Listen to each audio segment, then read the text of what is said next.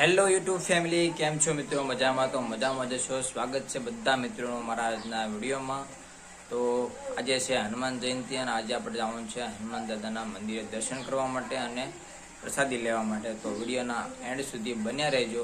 Video પસંદ આવે તો એક લાઈક કરી દેજો. ચેનલ પર નવા હોય તો સબસ્ક્રાઇબ. તો હું અને મારો મિત્ર બાઇક લઈને નીકળી ગયા છીએ હનુમાન દાદાના મંદિરે જવા માટે, જ્યાં મારા ગામથી 2 કિલોમીટર દૂર આવેલું છે. તો ફાઇનલી મિત્રો અમે પહોંચી ગયા છીએ મંદિરે, હનુમાન દાદાના મંદિરે. આજે હતી હનુમાન જયંતિ એટલે ઘણા બધા ભાવિક ભક્તો પણ પ્રસાદ લેવા માટે ત્યાં આવ્યા હતા. ને આ છે આ મંદિરનો બહારથી નજારો.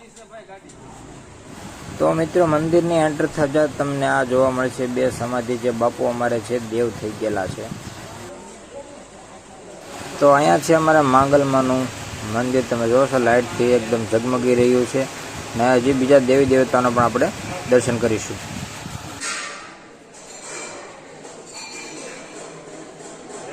જેમ કે દોસ્તો તમે વિડીયોમાં જોઈ રહ્યા છો, મંદિરની અંદર આ ઘણા બધા ફોટા છે જે બાપુની પ્રતિમાના છે.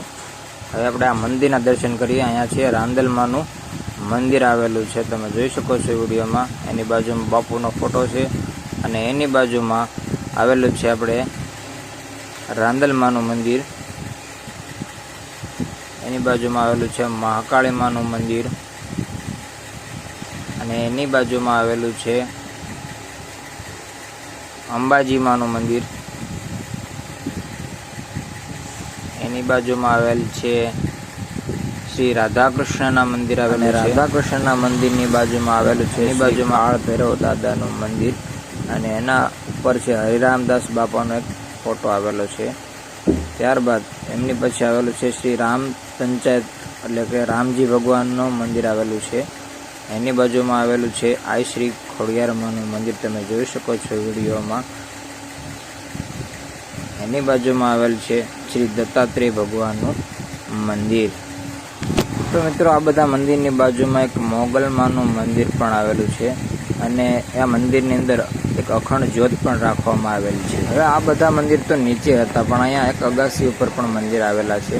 ત્યાં આપણે જઈ અને દર્શન કરીશું. ત્યાં મંદિર છે, ભોળાનાથનું મંદિર છે અને રામચંદ્ર ભગવાનનું પણ મંદિર છે. તો આપણે પહોંચી ગયા છીએ ભોળાનાથના મંદિર.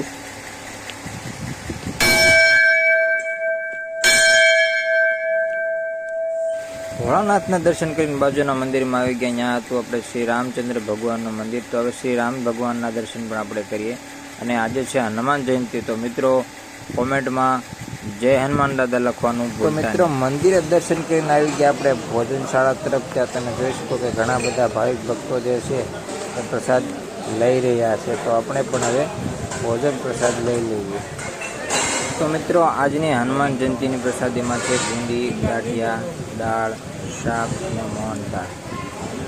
તો મિત્રો આજના વિડીયોમાં બસ એટલું જ. મળીશું એક નવા વિડીયો સાથે. ત્યાં સુધી જય માતાજી.